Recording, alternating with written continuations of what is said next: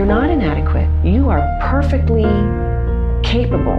I mean, what is it about a parent that when their child turns 5, all of a sudden the parent's no longer a viable option? Like, oh, you're done. Now it's the school's turn.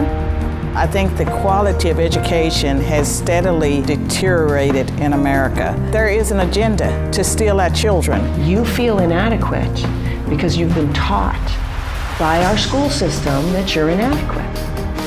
We had no frame of reference for homeschooling other than it just seemed like torture. Like, why would a sane woman choose to be locked up with her kids for 18 years in a row when a school bus would come and take them away and give you like a 9-hour break every day?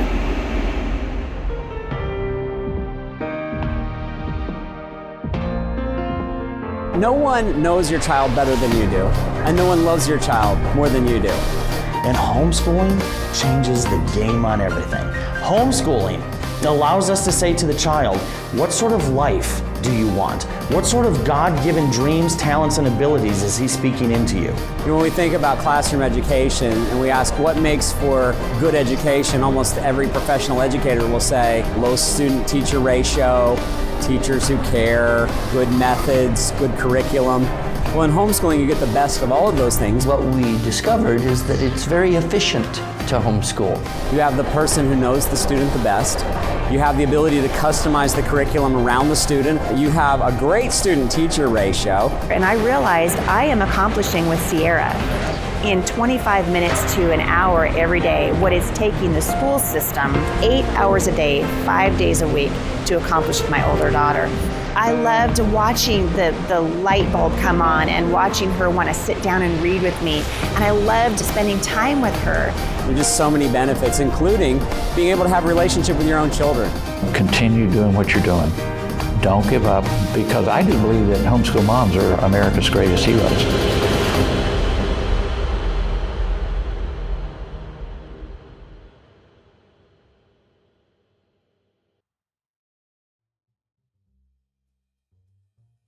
Hey everyone, this is Yvette Hampton. Welcome to the Homegrown Generation Family Expo. We are so excited that you are here with us today. We have been praying about this for a few months now, actually, and we know that many of you have been praying along with us. Sorry, I got a raspy voice already. I just got started. We are so very thankful that you are joining us. We are just excited about an incredible week of encouragement, of ministry to you, answering many of your questions about homeschooling. Our speaker lineup is amazing. So thank you for being with us. We know many of you are joining us live right now. It's so fun. We're seeing all these highs already popping up, which is so much fun. Hi, Andrew. Hey, thank you, Yvette. Can you hear me okay? I can hear you just fine. How are you? Doing well, by God's grace. Yes. Good. We are so glad that you're with us today. We actually originally thought you were going to be joining us from Thailand. Right. And you're not in Thailand. No, fortunately, if I had added the vacation to my trip, as was the original plan, it would be midnight in Thailand, and I would have stayed up to try and do this, begging my wife's patience. But because of the coronavirus and travel vicissitudes and my wife's schedule, we actually canceled the vacation part. But I am leaving for Thailand tonight about 6:30, and I am going to be over there for a 4-day missionary homeschooling conference. So families from all over South Asia, India, Burma, Cambodia, even Indonesia, I think. And I did this similar one in Kuala Lumpur not long ago. And I was just so amazed at the commitment of these overseas missionaries, both to their work in the field and their involvement in their children, and of course, their efforts to homeschool while often living in challenging circumstances. Yes. Well, you are a great encouragement to all who get to hear you. And I know you're going to be right now with us as well. However, I don't think that we could start a session with you without you telling a joke, because you're kind of the master joke teller. Well, I don't know about that. Garrison Keillor once said there are no new jokes. There's just new people. So, the odds are, is it possible that most of the people will not have heard this joke? So I don't know. It's a short one. We'll try it. Made your husband laugh. Well, it was much better than the one he told me. So, okay. Well, hit us with it. So you probably heard that recently the nations of Sweden, Finland, and Norway have begun to paint very large barcodes on the side of their ships. Did you hear that? Well, just recently I heard that. Yeah, and of course, the reason is that way when those ships return to port, they can Scandinavian. So do you read these from a book? And where do you get these from? Oh, I just collect them up. And, I have a few friends who also love telling jokes. And so one thing, I just finished a huge project. I think I told you about it, but 2.5 years ago, I started creating 3 1.5-hour video classes every Tuesday for 24 weeks for 2 years in a row. So I recorded 144 video classes. The product, which is now starting to become available as I speak, is called Structure and Style for Students. But what I had to do was tell at least one completely different joke at the beginning of every single of those 144 classes. So I did manage to collect up quite a few. Oh my goodness. My problem is I can never remember them. Mine always basically are like, why did the chicken cross the road to get to the other side, Yeah.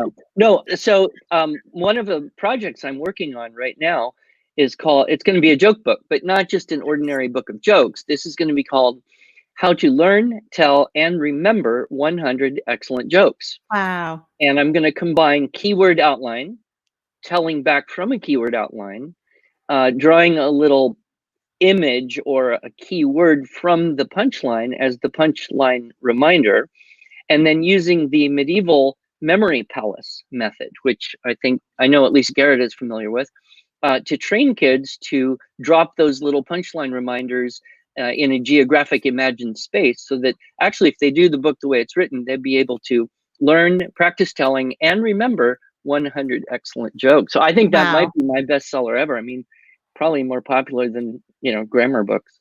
Yes, that is awesome. And I can't think of anyone else who could pull it off better than you can. So thank you we use IEW. Our girls love it. My daughter just popped on here before we went live and said to you that it's her favorite writing program. Yeah, she absolutely loves it. So, well, I am going to let you just take control of this session. Again, it's called However Imperfectly, Lessons Learned from 30 Years of Teaching. And I know you've got some great encouragement for us. So I'm going to let you roll, and then I'll come back on at the end and we'll do some questions. And so for those of you listening, if you have questions, we're going to kind of wait until the end of his session to answer them. So please hold on to those, and then let's submit those kind of towards the end of this session. And Mr. Pudewa would love to answer any of the questions that you have. We'll get to as many of them as we can. So thank you guys. Enjoy this time. And Mr. Pudewa, here you go. Yeah, thank you very much, Yvette. So I put this talk together a couple of years ago when I realized that it was approximately 30 years since I began teaching. I had taught in various little other capacities, but it was around 1987 that I kind of went independent, both as a violin teacher, I operated a small preschool, and of course, and most importantly, we began homeschooling children. So these are 7 things that I have learned over these 30 or so years. I don't believe they are in any hierarchical order necessarily, but I will start with the first one that I kind of flashed on about that time.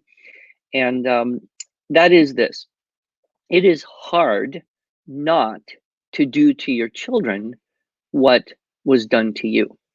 It is hard not to do to your students what was done to you.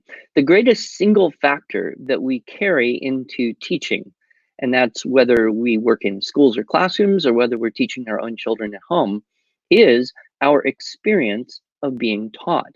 We cannot escape this, and it is a huge influence on all of our thinking.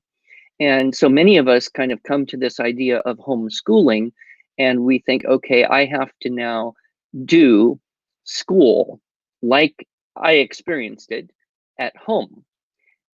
And I think I got my first glimpse into why maybe this wasn't the wisest of ideas. In 1990, I remember pretty clearly, one of my violin students' parents gave me a little book. It was called Dumbing Us Down, The Hidden Curriculum of Compulsory Education by John Taylor Gatto. Some of you may be familiar with John Taylor Gatto. I hope you are. If not, I highly recommend his books. There's still some audio and video recordings of him floating around. He passed on, I guess, 4 or 5 years ago, but an incredible man. He taught 8th grade English in Brooklyn, New York for almost 2 decades. He was the New York City Teacher of the Year, the New York State Teacher of the Year, one of those twice, I believe. He had many other awards and commendations. And when he received his last Teacher of the Year award, he gave a little speech wherein he said, the only way I can get this award is to essentially break every rule in your system. I have not done anything that I was supposed to do. I have done many things that I should not have done. I have done things that are actually illegal, like sneak kids out of school during the middle of the day so they could have real, meaningful experiences. What every 13-year-old in the world needs is honest to God, meaningful life and death responsibility, which is exactly what the public schools here are excellent at preventing from ever happening. The system is totally dysfunctional and probably can't change. And by the way, I quit, which was probably good timing for Mr. Gatto. The name of the book was Dumbing Us Down, The Hidden Curriculum of Compulsory Education. Well, I got this book and I opened it. I started reading it. It's a short little book, not terribly long or burdensome. And I read this thing, and as I was reading it, I started to think, yes, this explains why I am so stupid. It was a delight, because I don't know if you've hit this point in your life yet. I think it happens, to a lot of people in the, late 20s or early 30s. You kind of hit real life and you're busy with responsibilities or work and or children. And you start to think, I am just profoundly stupid. I'm just ignorant. I know almost nothing about everything. I am dumb. And how did this come to be when I spent so many years and so many hours in school?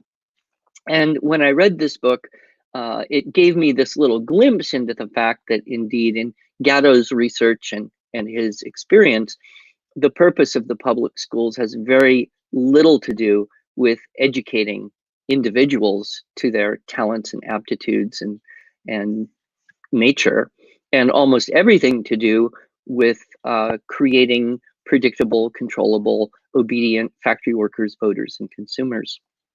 I see Diane mentioned there the Underground History of American Education, which was actually Gatto's next book. And I read that book cover to cover several times. And that one's huge. It isn't gentle and sweet like Dumbing Us Down. It is a behemothig magnum opus that goes into the very, very detailed history of exactly how the education system in this country was contrived by men with an agenda. It was implemented by men with an agenda, and it has been successfully carried out now for over 100 years by men with an agenda. The question that we find a hard time asking is, well, okay, now I can kind of see what was done to me. Was that a good thing? Is that something I should continue to perpetuate? Or are there other ways to, quote, do school? And so that began the journey for my wife and me to find essentially alternatives. My wife, God bless her, she's almost doubly handicapped because she actually has a university degree in elementary education, which I am convinced can be one of the biggest handicaps for homeschooling and doing things differently, because the indoctrination is very, very deep. And so that became our process for that. So the two books are Dumbing Us Down. The subtitle is The Hidden Curriculum of Compulsory Education. I think someone posted a link there, an Amazon link. And then the second larger one is called An Underground History of American Education. I even have a copy of it right here. There it is. An Underground History of American Education by John Taylor Gatto. And I can't recommend it highly enough. It is, as someone said, life-changing, life-altering. I would warn you, the book is a little bit depressing because by the end of it, you feel like things are so entrenched. The system is so behemothing. It is so unchangeable. It is so deep in the fabric of society that public education just will simply not be able to change until the whole federal government collapses and we kind of fall into a semi-feudal state and redesign ourselves up out of the ashes. And who's really looking forward to that? But it had a profoundly good effect because it set both of us free from that number one, I think, most difficult thing to get past, which is you do not have to do to your children what was done to you in school. So that's point number one. Point number two, I kind of kept re-experiencing this at many different levels, and that is in education, in teaching, in learning, process is more important than product. The experience children are having as they learn is more important than what they can prove that they learned. And I think we all are very attached to what would be almost kind of a rabidly capitalistic mentality. The proof is in the pudding. What gets measured is what gets done. It's all about results, which in certain contexts has validity. But when you apply that to children, it fails to acknowledge the nature of children. And this kind of infection we have about I need to be able to be sure, that what I taught is stuck. So I have to test kids and all that. A couple interesting experiences I had. One was a movie. And you may remember this movie. I think it was in the 90s when it came out. I was actually living in Bozeman, Montana, and when this was filmed, and so there was a little bit of activity and hype about it. The movie is the autobiography, or a movie from the autobiography of Norman Maclean, the great American author, literary critic, professor. Most of the movie is about fly fishing, and it's kind of depressing. It's very existentialist. Brad Pitt dies. So if you like that, you might enjoy it.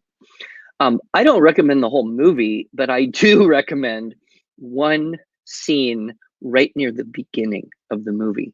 It's only about 30 seconds long, and it would be worth buying this whole movie just to watch those 30 seconds. The movie, of course, I'm talking about is A River Runs Through It. I don't know if any of you recall that. So there's this scene in the beginning of the movie where there's a very young Norman Maclean, probably 10 years old, and he's sitting at a table and he's writing something, a composition, essay, story, who knows what. He's writing something on paper. And this happens in the early 1900s, shortly after the turn of the century. And he carries this paper into his father's study. His father is a very taciturn Scottish Presbyterian minister who is essentially homeschooling these two young boys out in the middle of the Montana wilderness. And so he brings this paper in and he hands it to his father, and his father takes it and reads it and makes a few marks on it, slides it back across the desk and says, again, half as long. So he goes back to his table. He starts writing again, a fresh version of this paper. And he gets it done. He carries it into his father's study, slides it across the desk. His father reads it, makes a few marks on it, says something like, again, shorter. And so he kind of rolls his eyes, and then he carries it back to his table and he writes it a third time. He then brings it back to his father, slides it across the desk. His father reads it and slides it back across the desk to him and says, good, now throw it away. And so the boy grabs the paper, crumples it up, makes a two-pointer in the trash can, and grabs his fishing pole, runs out the door, and his mother hollers out the window, Norman, wait for your brother. And the two boys run off and fly fish, and the movie just goes downhill from there. But these 30 seconds are just priceless for several reasons. Number one, there's a lesson that is being taught here from the Father to the Son that is so invaluable. And that is the process you are engaged in right now is what's important. The product essentially has no lasting value. Of course, a lot of homeschool moms, when I say this, they kind of cringe in horror, like, throw it away. I mean, he rewrote it a third time. That's a borderline miracle. I mean, couldn't we at least put it in a portfolio so we could prove we did something today? But the Father is saying to the Son, you have made progress for the day, and that progress is sufficient thereof. However, you are not finished, and we will do this again and again and again, day after day, and maybe someday you will write something worth keeping. But this is not it, so don't deceive yourself. And I just find that tremendously freeing and enlightening. Of course, we don't want to hurt a child's, feelings or esteem, but the mentality behind it was a mutual understanding between the Father and the Son that had been built up, that you are in this process and you are making progress, but you are not finished yet. The lesson for us in watching the movie is we need to challenge our paradigm about being very attached to the product as proof that learning has happened or that something has been achieved or accomplished. And unfortunately, the school system that we come through is very much a reflection of our values in that way. And so more and more we've put these, things called standards up as being what's going to drive improvement in education, and that we can't have progress without standards. And of course, there's a whole nother lecture on standards, but so that for me was very enlightening, especially as a writing teacher, which is acknowledge the progress, good job for today, but we're going to do this again. Another thing that I came to understand as my children were going through the years and the decades, I have 7 children, some of you may know, 6 girls, 1 boy. Boy is number 6 out of 7, and they span about 30 years from the oldest to the youngest. So we had a good spread there. And what I came to understand is how children learn is actually more important than what children learn. Now, I'm not discounting the value of curriculum and deciding what to study are important, but the experience that children take out of childhood is the learning experience rather than the specific information they carry away. Now, skills and information are a little bit different, but even with skills, in a way, how they learn to write, how they learn to calculate, how they learn to spell, this in a way is the most important thing.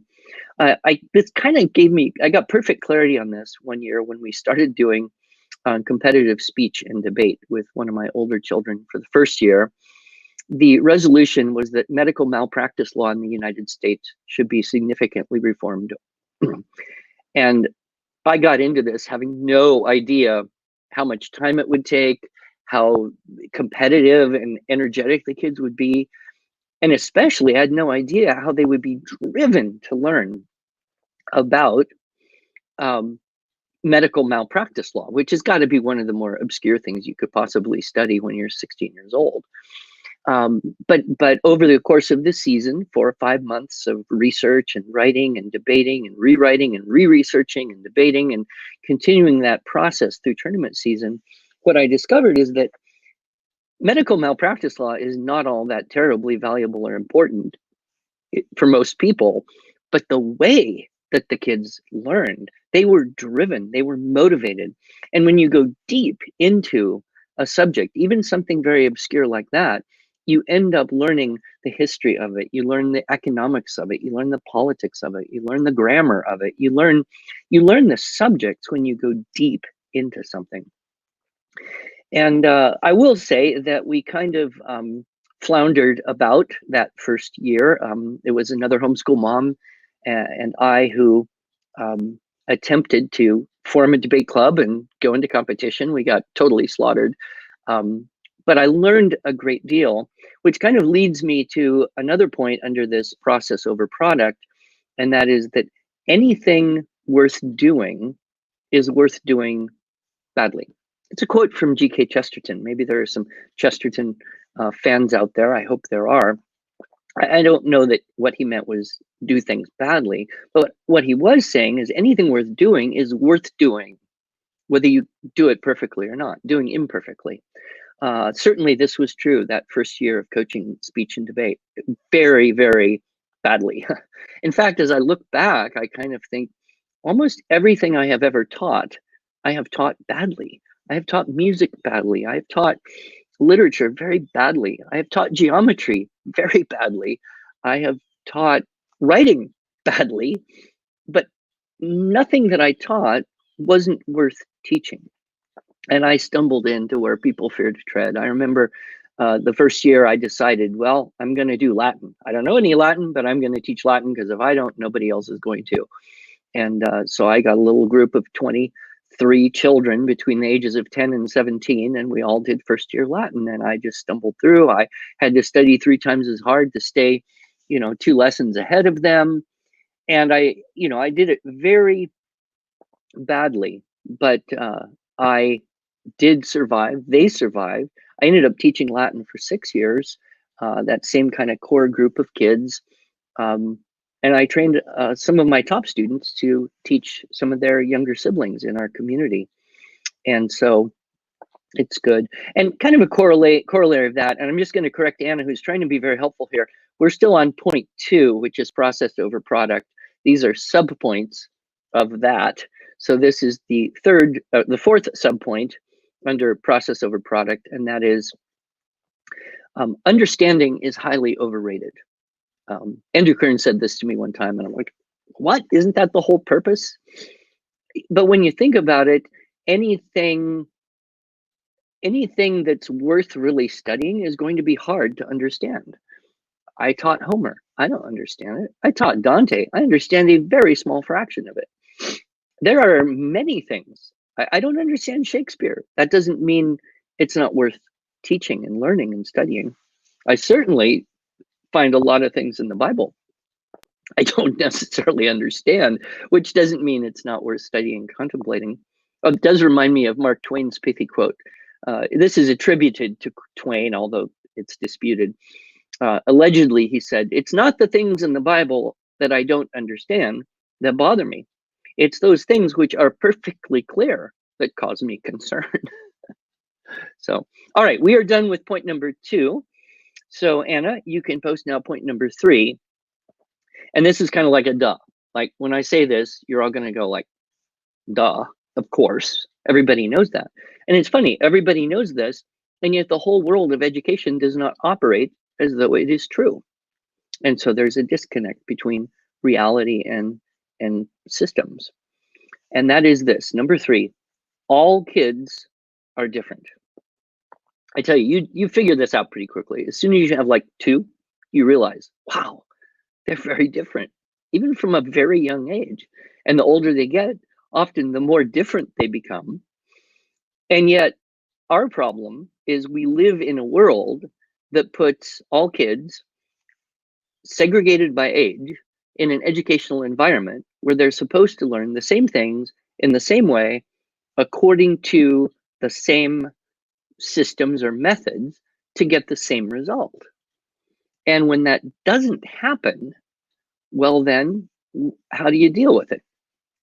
And one of the things that, I have a background in child brain development. I worked for Glenn Doman and the Institutes for the Achievement of Human Potential for 3 years in my early 20s. And I understand that all children are very different, not just personalities, not just environmental factors, not just souls, but everyone's neurology is very different. In fact, I was giving a talk at a homeschool convention for special needs. This was, I don't know, maybe 10 years ago. It was just for special needs homeschooling parents. And in the keynote of that talk, of that conference, I said, every family would be a better family. Every parent would be a better parent. Every sibling would be a better sibling. Every teacher would be a better teacher. Every administrator would be a better administrator. Every politician would be a better politician if everyone had a brain injured child in their home. And of course, there are many reasons for this. One is, compassion. You don't develop that any other way than caring for people. But more important of this, I believe, is that when you have a clearly brain injured child in your home, you immediately are free from the idea that you have to compare this child with other children based on age. It's not possible, it's not reasonable, and so you're free from that. The good news is we all have brain injured children in our home. In fact, every child is brain injured. It's just a matter of location and degree, right? On one end of a spectrum, you have neurologically flawless, and on the other end of the spectrum, you have comatose or dead. I mean, everybody's somewhere in between. And when we can truly realize that children are all different, it frees us up to not treat them as though they should learn the same thing in the same way according to the same schedule, purely based on age, which is a fundamentally disordered way of looking at things. So my primary training is neither in education nor in English. I suppose that makes me particularly well qualified to travel the world and do teacher training in English composition. But my only formal training, college level, is in music. I was a music teacher. I was a Suzuki violin teacher for many, many years. And I have long thought, if all teachers were music teachers first, the whole world would be a better place, because music teachers are free to think differently about children. The first thing is, I don't care when you start. You can start playing the violin when you're 4 or 7 or 14 or 40 or 74. It doesn't matter how old you are when you start. What's important is that you start. The second thing is I never ever compared children based on age. Say, oh, you're 8 years old and he's 8 years old, but he's halfway through book 2 and you're still only halfway through book 1, therefore you're behind. Behind is a ridiculous concept. Behind whom? You can't be behind yourself. You are where you are. There is no comparison in a world of music students, and if there is, it's very disordered. All the factors are different: natural aptitude, parental involvement, environment, passion, core passion. And the other thing that music teachers are free. I never did give grades. I was completely free from the problem of having to give grades. And I am pretty much convinced that we operate with grading and assessment and grading in this world in a fundamentally disordered and disordering way. But it's one of those things that it's hard not to pass on down to our children. So look at the music teacher's view and then realize that all the children are different. Some will learn things a little faster, easier. Some will take a little more time. They may need different approaches to being able to do that. Age has got no significant meaning other than age, but it certainly doesn't mean grade. And this is a hard concept for us to get rid of. We believe that, oh no, my child is 8 years old, therefore he has to be going into 3rd grade. Therefore, if there are other people going into 3rd grade that are ahead or behind of him, then somehow we are ahead or behind. And it's just fundamentally, as I said, disordered and disordering to both us and our children. Better speed up a little bit here because we're only in point number 3. So I want to move on to point number 4. And that is that progressive, as an adjective applied to education, progressive does not mean progress. Progressive does not mean progress. This is a word that has been totally hijacked.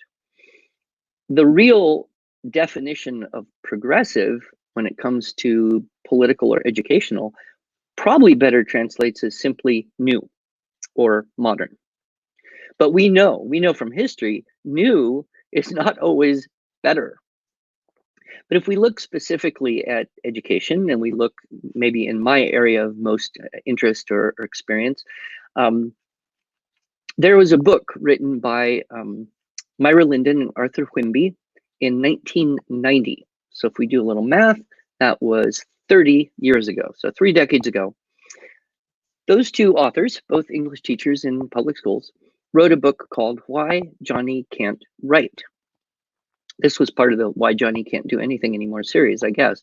But in this book, Wimby and Linden, they documented with primary source references that the writing skills of high school graduates had been in continuous decline for 20 years. In 1990, continuous decline since 1970 or so. I don't know one person who is going to argue that anything has improved since 1990 in terms of the writing skills of high school graduates. If anything, it's very possible that the writing skills have gotten worse faster. So that's 5 decades of decline in a basic communication skill like writing that is distilled thought, therefore by extraction, you could say thinking skills, perhaps. And, how did this happen? How did this happen? Well, we could talk about this, really, this subject could go on for many, many hours. But what we have had for 50 years is this idea of progressive education, where we need to not do what we're doing and getting bad results and do something new or different that hasn't been done before.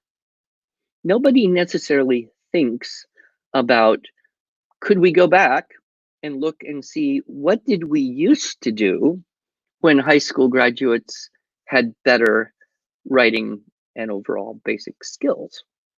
And of course, that is anti-progressive. It doesn't fit well with the agenda of people who want to keep introducing the next new or best thing so that they can inject their ideas into it, their agenda, their positions.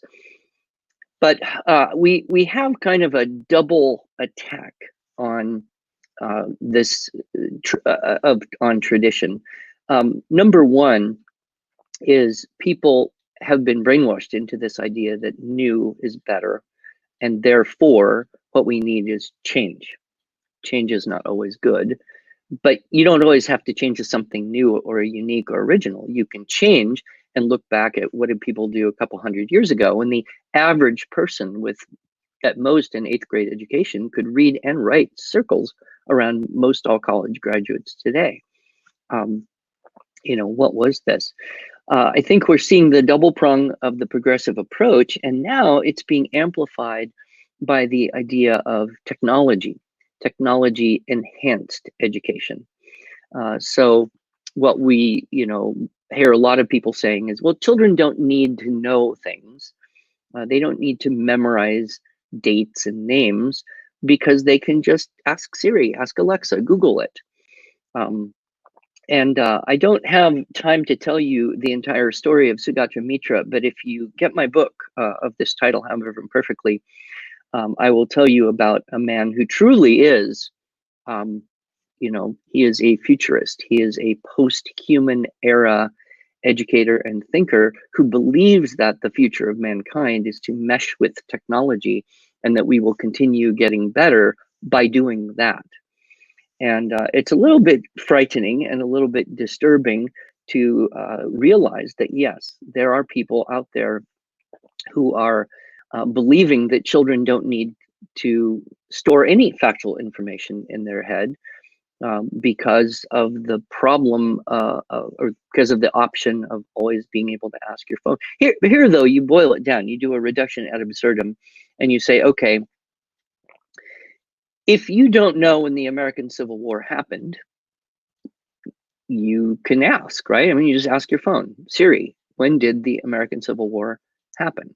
And Siri will tell you the exact day on which it began and ended.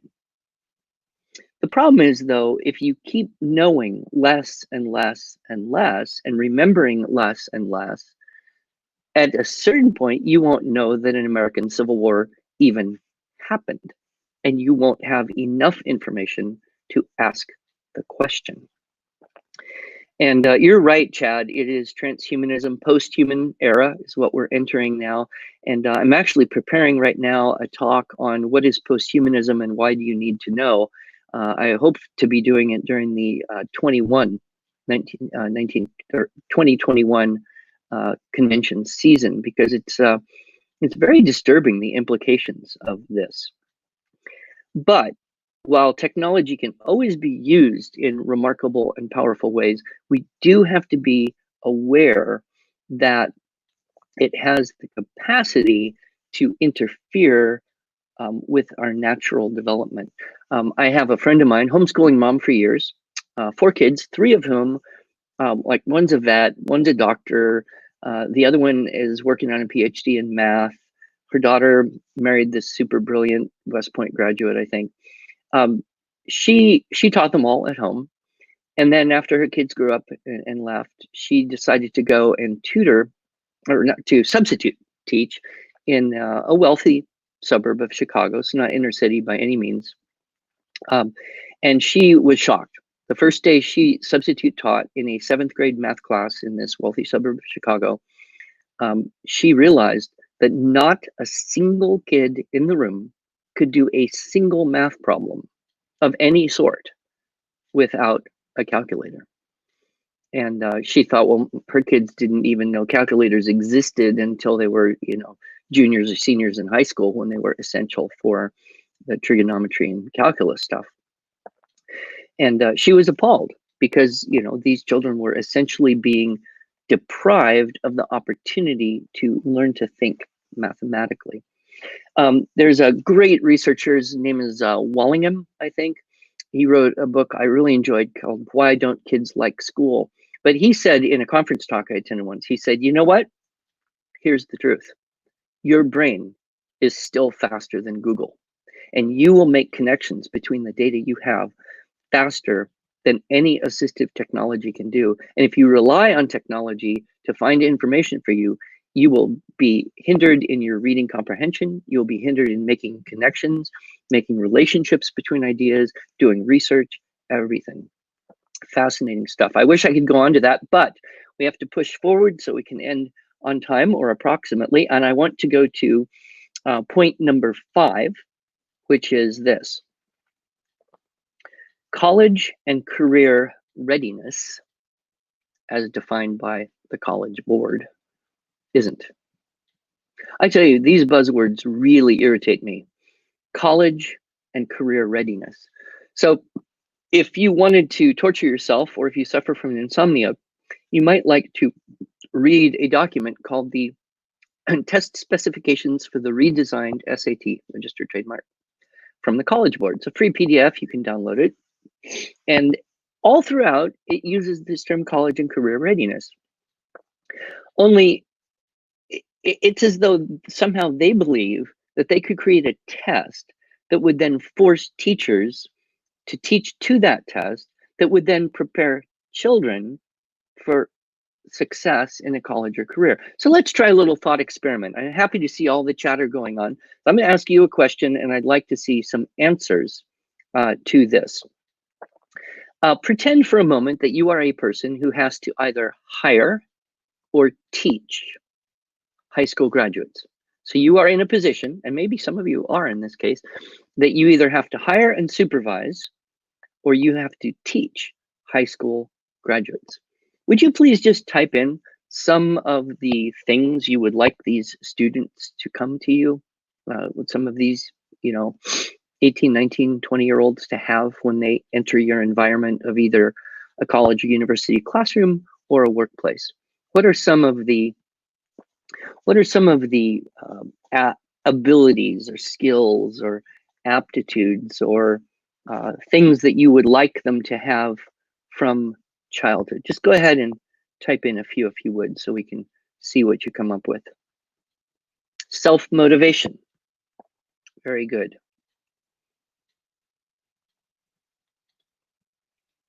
You like motivated people. We sure do around here. I tell you, honestly, self-driven, good. Communication skills, excellent. Strong work ethic, reliable and consistent. Time management, absolutely. Being punctual. Some people sometimes answer this question and say, show up. Integrity, initiative, teachability. Yeah, and teachability is a side of humility. I ask you, can the SAT and the College Board create a test that will force schools to prepare children to grow up and be people with these qualities? And the answer is, I don't think so. I'll tell you, I would really rather hire any 19-year-old homeschool graduate who is humble, excited, interested, wants to learn, talks and speaks and writes well, or speaks and writes well, listens well, can ask questions. I'd way rather hire someone like that than someone with, a degree in business from UCLA or something. I mean, those people spend 4 years, they think they know something, and then they have a sense of entitlement, and it's just so frustrating. So what I have come to realize is that as we work our curriculum, if what we want is genuine college and career readiness, then what we really should be focusing on isn't so much the curriculum, the academics of the curriculum, as much as the blend of character development, knowledge, and skills. Character, knowledge, and skills. Because these three things, those blend together, and those create whether you have that career college readiness idea or not. And I think we would all admit that character is the most important thing. Knowledge can be acquired. If you have the skills to read and remember, right, then your character and knowledge, knowledge can be acquired anytime in your life. Character is really set by what's the environment you live in, where's your priorities, who are you, your soul in a way. So, all right, so that was point number 5, and somebody's being very nice and taking notes for us, so hopefully we're on track. Next is point number 6. This is actually from Oliver DeMille's 7 Keys of Great Teaching, but for me it really struck home, and that is that teaching is actually about you, not them. Teaching is all about you, not your students. Now that seems counterintuitive. In fact, our whole world operates as though we have, oh no, there's kids here. We need to teach them. We're doing this because of them. Only what I have discovered is that that attitude is very reactive and not necessarily going to help you teach from a point of joy and strength. One friend of a friend said something, so I have no idea who to attribute this to, but I liked it when I heard it, and that is this: teaching is the overflow from the soul of the teacher to the soul of the student. And if you are not full up, you cannot overflow. You have to be full up. One of Oliver DeMille's 7 Keys of Great Teaching, another one is inspire, not require. It's easy to say, do this or suffer a penalty. But real learning doesn't happen generally effectively with that. When we inspire students, then real learning happens much better. And you think back to your childhood, what classes, what school, what environment, what people did you meet? The few teachers that really stand out, right? I bet you would say, they were inspiring, they were knowledgeable, they were excited about it. And that vicarious carryover between the teacher and the student. If you are in good condition, you can teach well. If you are not in good condition, you cannot teach well. I know this. I've learned this the hard way. And if you walk into a class and you're tired or unprepared or distracted or unenthusiastic, your kids, other people's kids, everybody, they figure this out pretty darn quick. And it doesn't go well. And you might as well just cancel. I think possibly we should consider the idea of the sabbatical. Of course, in the real world, that means you get a whole year off from your teaching responsibilities to just go read and write for a while. Not terribly practical for the homeschool mom, but maybe the mini sabbatical, maybe one day you just wake up and you say, this has to be the day. And so you make yourself a nice cup of, coffee or tea or whatever, and you sit down in your favorite chair and you just ignore your children and start reading a book you've always wanted to read. Of course, your kids are going to come over and say things like, Mom, what are you doing? And you would just say, reading a book. They will say, well, what are we supposed to do? You can say, well, I really don't care. Just leave me alone. Well, But what are we supposed to do? I really don't care. Just leave me alone.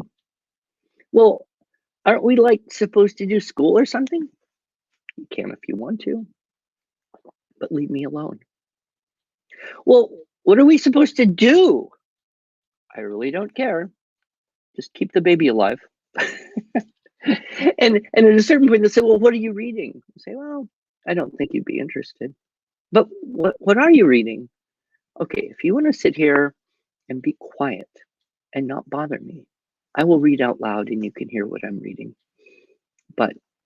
And that's maybe impractical. I have a couple daughters with school-age children and young children and newborns. And I look at them and I think their life is like so harder than any president of the United States. I have one daughter who just had her 6th child, and the oldest is 10. So she has 6 children, 10 and under. And I look at her, I think this is a hero kid of mine. She is magnificent. Her organizational skills are far better than the CEO of any corporation. In fact, I'm sure if a president attempted to be a homeschool mom, he would give up almost immediately. It was so hard. So anyway, some thoughts about that. I am going to be doing a talk at the Great Homeschool Conferences for sure, and maybe a couple others this year, called Curriculum, Culture, Curriculum, and Care. And I want to elaborate on this idea of you, not them, and how to be sure that you are full so that you can overflow with the joy and the knowledge and the excitement. Okay, last one, number 7. This one I have learned again and again and again, and honestly, I need to continue to learn this one.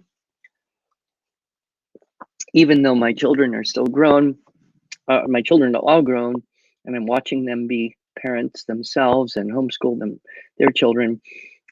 This lesson, I started learning it a long time ago, and it's just one of those things. And that is this: the absolute key to good teaching is love. Love is the key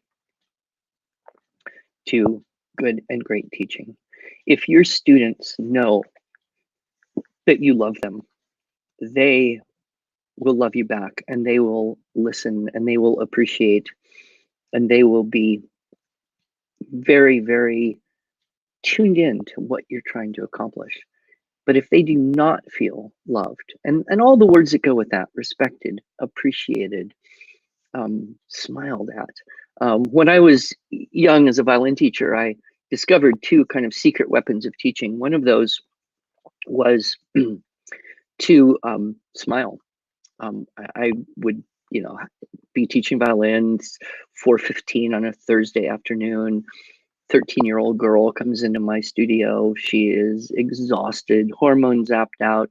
She should be home or running in the fields or taking a nap or doing anything except having to come to a violin lesson and do probably the hardest thing you could ask a person to do for 45 minutes.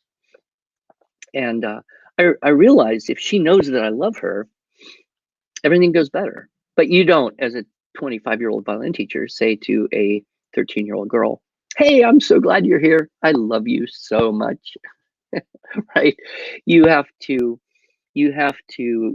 correspond that to behaviors. So the first thing I learned was the secret of a smile. I used to actually practice smiling. In the mirror, I would try out different smiles. And then I would, go test them out on kids and see how it worked. I'm kind of embarrassed about that, but honestly, I did. And then the other thing I learned was the power of affirmation. I learned this from my teacher, Dr. Suzuki. He talked about this idea of the emotional bank account. You've probably heard of this idea, gas tank bank account, but this is with a twist, that you have to fill up the gas tank before you start to withdraw. Or I like the bank account better because you fill up the bank account, and then, as Suzuki said, you live off the interest. So you can, if you can say, enough positive things, when you have to make the first correction, then it doesn't take quite the same emotional toll on the student. And one of the problems of teaching violin, along with many other things, is it's almost about constant correction. From the minute someone picks up a violin, they're doing almost everything wrong. So I remember thinking, okay, Carter years, interest rate 10%. I'll say 10 positive things. I used to count on my fingers and say 10 positive things before I would make the first suggested correction to whatever that student was doing. And I've practiced these over the years. I'm going to finish up with a short little story that really changed my life more than any other single moment that I can remember in terms of parenting and teaching. I was going to go to Boise for a week. I was in the airport. My family was dropping me off. And my little 8-year-old, who was just the daddy's girl of all daddy's girls, we were just so tight. She just lost it. She just explodes into tears. Daddy, do you really have to go away again? Because I miss you so much when you're gone. You know, my father's heart is being ripped out. And I thought, yeah, this is what I do. I travel, I teach, I make money, you know. And then I thought, hold on, Spokane, Boise, this would be a cheap ticket. So I made a quick phone call. I said, hey, Fiona, do you want to go with me? She's like, really? I said, yeah, we'll just buy a ticket right here at the counter and I'll take you to Boise with me for the week. I arranged it. And mom's kind of like, oh. I said, no, we'll go to Walmart, buy some underwear and a toothbrush. I'm not totally incompetent here. So I did. I bought a ticket right there at the airport, took her to Boise, and I let her sit in the writing class that I was teaching the first day. It was going to be a 4-day series of classes and then a parent workshop. And I let her sit in this first class. She was probably the youngest in the room. And at that age, you know, reading and writing were not terribly fluid for her. But I let her sit in. And of course, I didn't really even notice what she was doing because I was very busy helping other people's children. And then the class was over and she went off to, you know, stay with this family I'd arranged. And I taught 2 more classes. I picked her up. We're driving back to the hotel about 6 o'clock. And I said, so Fiona, how'd you like that writing class today? And she looked at me and she said, just like this, she says, oh, Daddy, it was just wonderful. And I thought, ooh, I'm good, you know. And then she said something that changed my life. She said, Daddy, how come you're not like that at home? And I couldn't believe it. And I thought, you know, that's the truth. It is easy for me to be unconditionally supportive, unconditionally appreciative of, unconditionally enthusiastic about other people's children's efforts. And it is very hard to forget to be that way with my own children. You know, you're home. It's like, you love me, I love you, we know this. So would you get to work? We have stuff to get done. And so from that day forward, I made a much more conscious effort to get nose to nose with every one of the children and be the encouraging, enthusiastic, non-judgmental, unconditionally supportive, loving teacher that I know I can be. And I also know I can forget to be that way. So those were the 7 points. Some of you were missing. I'll just recap very quickly, and then we'll turn it back over to the hosts. Yvette hopefully is standing by. Point number 1, it's hard not to do to your kids what was done to you. Point number 2, process is more important than product. 3, all kids are different. 4, progressive does not mean progress. It means new or modern, and that is not always better. Point number 5, college and career readiness cannot be defined by the College Board. Those are intangibles that are created through the process of growing up. And I would argue that the homeschool environment is by far the best for developing those intangible character qualities and traits. Now, point number 6 is it's all about you, not the students. So you have to be in good condition. And point number 7, love is the key. So